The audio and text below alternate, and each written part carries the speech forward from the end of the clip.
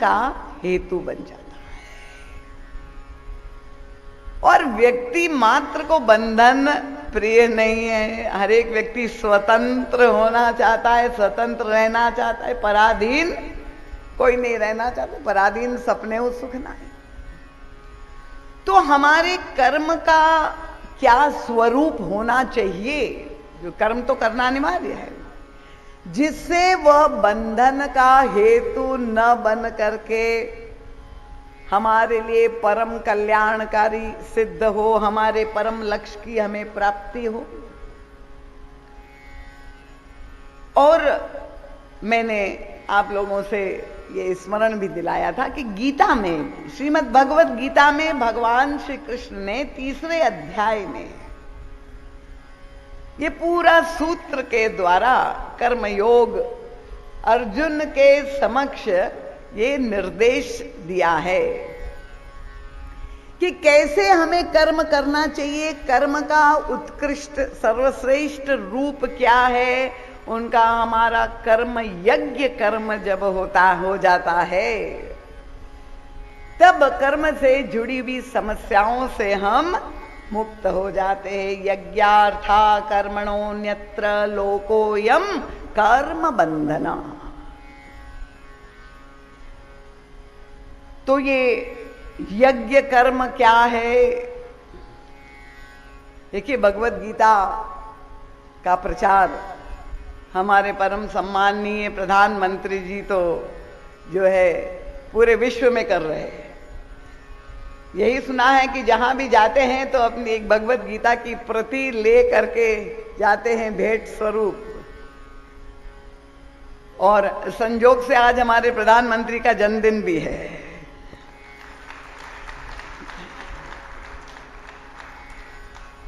और निश्चित रूप से, हालांकि तालियां बड़ी कमजोर है, जैसी तालियां होनी चाहिए दिल्ली तक आवाज सुनाई दे।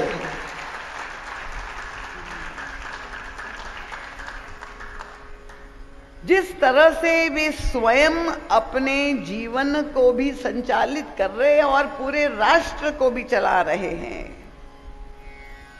जो भगवान श्री कृष्ण ने गीता में निर्देश दिया है, उसी यज्ञ वृत्ति से, और तभी हम भारतवासी को वो उत्कर्ष प्राप्त हो, इसी संकल्प से।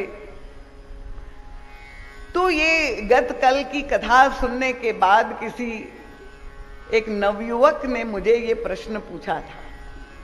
मैंने कहा, क्योंकि बहुत से ऐसे श्रोता है, ये संस्कार चैनल के माध्यम से पहली बार इस परंपरा जो हमारे गुरुदेव की व्याख्यान शैली है। एक नवयुवक ने तो कहा, दीदी माँ आपकी कथा को खाली राम कथा कहना तो बिल्कुल गलत है, आपको तो जीवन दर्शन कहना चाहिए या राम कथा दर्शन लिखना चाहिए। तो उन्होंने मुझे पूछा कि ये हमारा जीवन का प्रत्येक कर्म यज्ञ कर्म कैसे हो जाए। तो मुझे बहुत अच्छा लगा कि अगर नवयुवक सुन रहे हैं और उनके मन में ये उत्कंठा है जानने की। और मैंने कथा में ये भी कहा था कि हमारे पूज्य गुरुदेव का ये मानना था, क्योंकि अब श्लोकों में, सूत्रों में भगवान श्री कृष्ण श्याम सुंदर ने अर्जुन को युद्ध क्षेत्र में उपदेश दिया, वहां तो व्याख्या का समय भी नहीं था। पर उन सूत्रों में जो सिद्धांतों का निरूपण हुआ है, उसे समझाने वाला भी कोई टीकाकार चाहिए, तभी तो हम उसे समझेंगे। और यद्यपि श्रीमद् भगवत गीता के अनेक भाष्य लिखे हुए हैं, पर हमारे गुरुदेव का मानना था कि भगवत गीता की सबसे सशक्त टीका अगर कोई है वो है रामचरितमानस। और एक पत्रकार ने महाराज जी से ये प्रश्न भी पूछा था कि महाराज जी हम ये कैसे माने आप जो बात कह रहे हैं, क्योंकि भगवत गीता का उपदेश दिया गया द्वापर युग में, और श्री रामचरितमानस में गोस्वामी तुलसीदास जी ने जिन भगवान श्री राम, यद्यपि श्री राम और कृष्ण एक ही है, पर भगवान श्री राम की लीलाओं का वर्णन किया है वो एक युग पूर्व त्रेता युग की है। तो हम कैसे माने कि गीता की टीका मानस है। और तब हमारे परम पूज्य गुरुदेव, बड़ी सूक्ष्म चिंतन था। उन्होंने कहा कि यही तो एक उपदेशक की विशेषता होनी चाहिए। श्री राम और श्री कृष्ण तत्वतः तो दोनों एक ही परब्रह्म परमात्मा हैं, जिन्होंने दो अलग भिन्न युगों में अवतार लेकर के भिन्न भिन्न लीलाएं की है। पर महाराज श्री कहते हैं कि कृष्णावतार में उन्होंने भगवत गीता के द्वारा जो उपदेश दिया है, वह उपदेश देने से पहले स्वयं रामावतार में उन्होंने चरितार्थ करके दिखा दिया है संसार के सामने, और उसके बाद उपदेश दिया है। बहुधा उपदेश तो माता पिता भी दिन रात बच्चों को देते हैं, और गुरुजन भी देते हैं, शिक्षक भी देते रहते हैं, और उनके हृदय में शिकायत, मन में शिकायत भी रहती, उलाहना भी देते कि क्या बताए, हमारी कोई सुनता ही नहीं, हम तो बोलते ही जा रहे पर कोई सुनता नहीं। उसका कारण क्या है? अगर आपकी कथनी में और करनी में पार्थक्य है, तो आजकल की पीढ़ी, विशेष रूप से बच्चे भी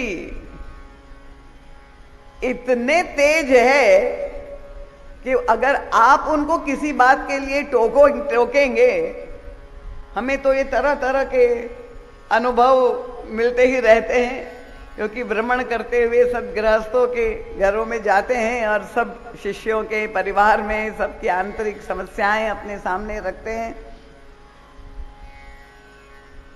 तो मुझे याद है दिल्ली में एक घर में मैं गई और माता पिता ने आकर के मुझे शिकायत की। दो कन्याएं थी, संपन्न परिवार। उनका दीदी माँ कृपा करके हमारे बच्चों को समझा दीजिए, पूरे समय टेलीविजन में लगे रहते हैं, पूरे समय कॉमिक वही देखना है, आप उनको किसी तरह से समझाइए। मैं तो कह कह के थक गई, और मैं कुछ बोलूं उसके पहले ही उनकी कन्या ने कहा, दीदी माँ मम्मी से कह दीजिए हम जरूर टीवी देखना बंद कर दे, पर पहले उनको कहिए कि वो टेलीफोन सुनना बंद कर दे, 24 घंटे अपने मोबाइल में ही लगी रहती है। तो आपकी कथनी में और करनी में अंतर होगा, तो फिर आप जो उपदेश देंगे वो प्रभावशाली नहीं होगा। तो भगवान श्री कृष्ण ने यज्ञ कर्म का जो उपदेश दिया है, मैंने कहा रामचरितमानस तो टीका है, और मानस में तो पूरे यज्ञ का विस्तार है।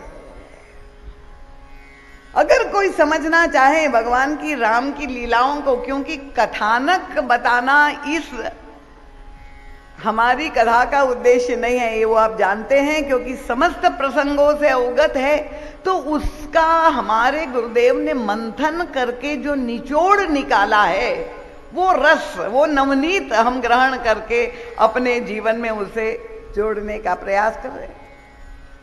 आज एक बालिका ने भी मोबाइल से संदेश भेजा, दीदी माँ ये भगवान श्री कृष्ण ने कहा निष्काम भाव से कर्म करना चाहिए, और श्लोक तो सब लोग जानते हैं, कर्मण्येवाधिकारस्ते मां फलेषु कदाचन।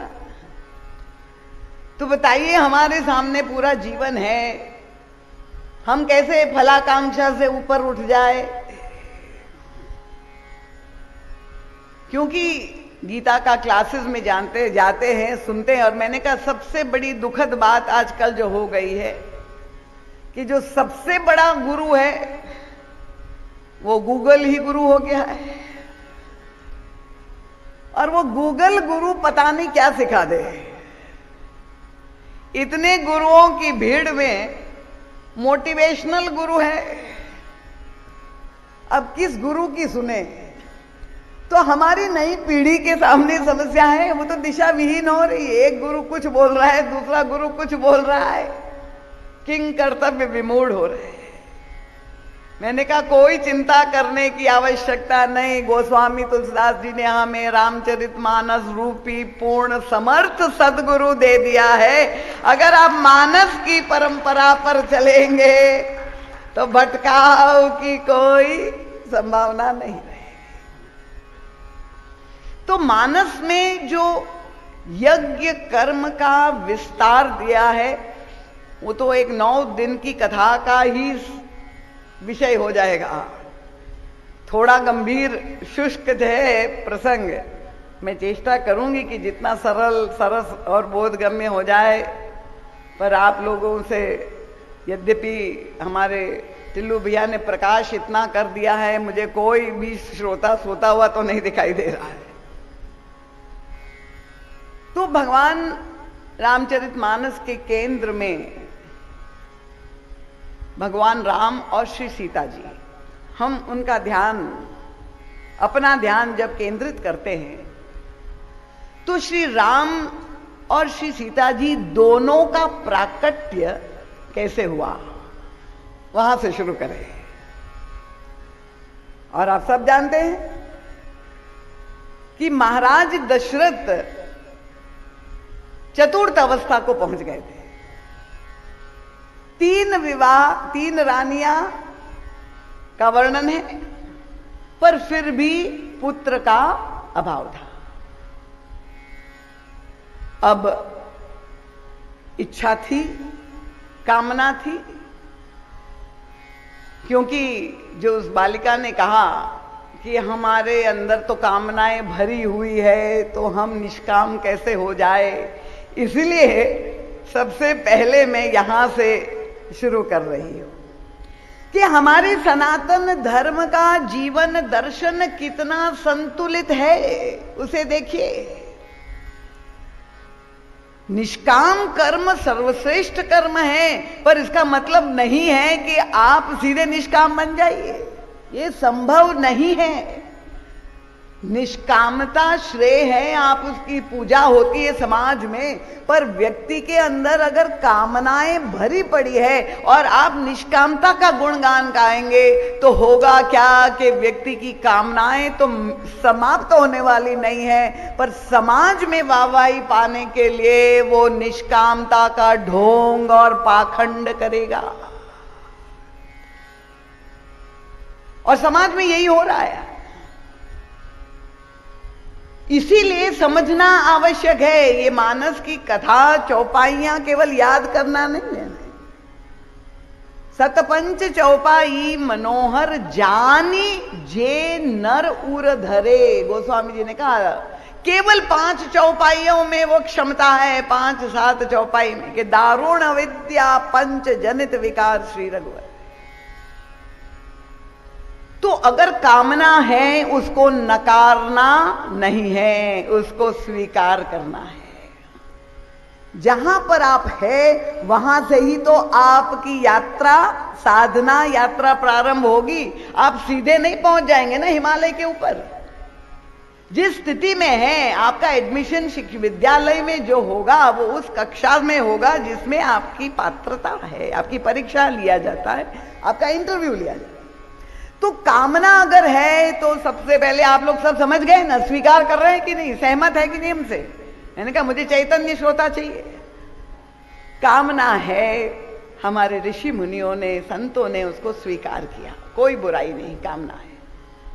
और इसलिए मैं महाराज दशरथ का नाम आपके सामने ले रही हूं, क्योंकि वो तो भगवान श्री राम को जिन्होंने प्राप्त कर लिया, उनका जीवन का प्रारंभ कामना से हुआ। उन्होंने जाकर के, जब ये पुत्रैषणा की वृत्ति थी और पुत्र का अभाव था, क्या किया? देखिए जो करना चाहिए। एक बार भूपति मन माही, भय गलानि मोरे सुत नाही। चिंतन कर रहे हैं मन में, अपने अंतर हृदय को टटोल करके देख रहे, आत्मनिरीक्षण कर रहे, कामना है, पुत्र चाहिए, क्या करे? गुरु गृह गयो, तुरंत महिपाला। किसके पास गए? गुरुदेव के पास। और गुरुदेव के पास जा करके अपनी कामना व्यक्त कर दी। पुत्रैषणा की वृत्ति है। गुरु कौन है? गुरु वशिष्ठ जी। अब आप देखिए, यही हमारा सौभाग्य है कि गोस्वामी तुलसीदास जी ने ये जो एक एक सूत्र हमें दिया है, छोटी छोटी बातें भी कितनी काम की है। क्योंकि आज के युग में हर व्यक्ति चमत्कार चाहता है।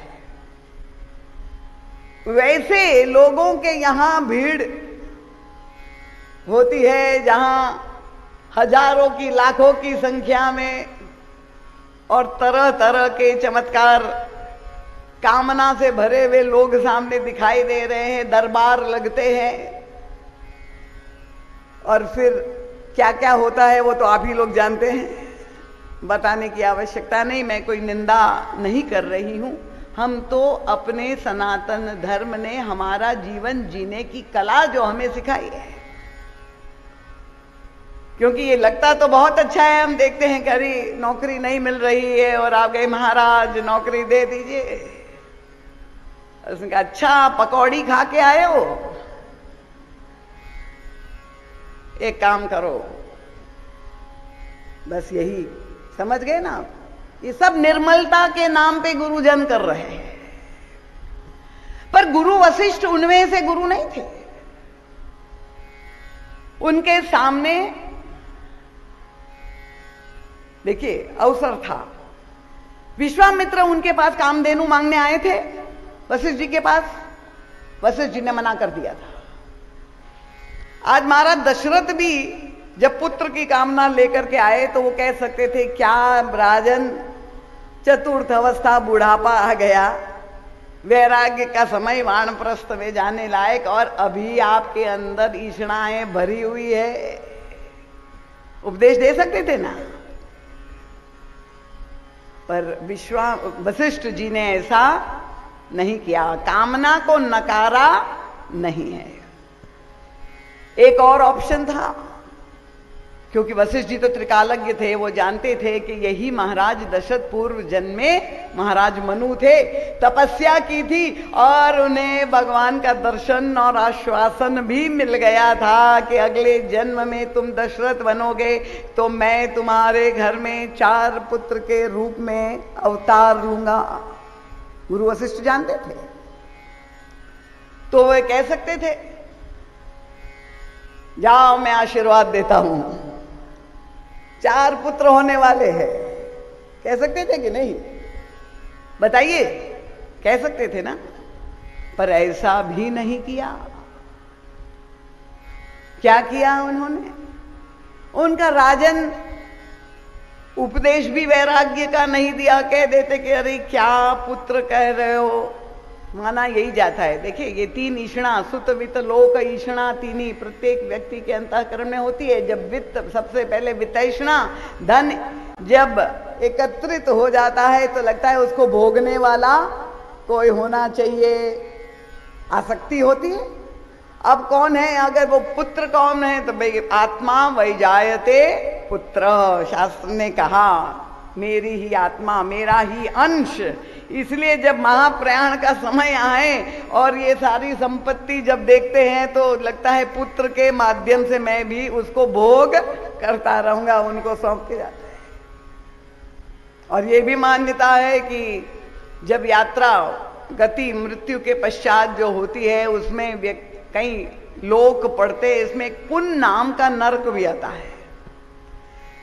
तो अगर आपका पुत्र है तो आपको उस नरक में नहीं जाना पड़ेगा। पर ऐसे भी तो पुत्र होते हैं जो इसी लोक में, आप लोग समझ गए, देखिए कितने भुक्तभोगी है।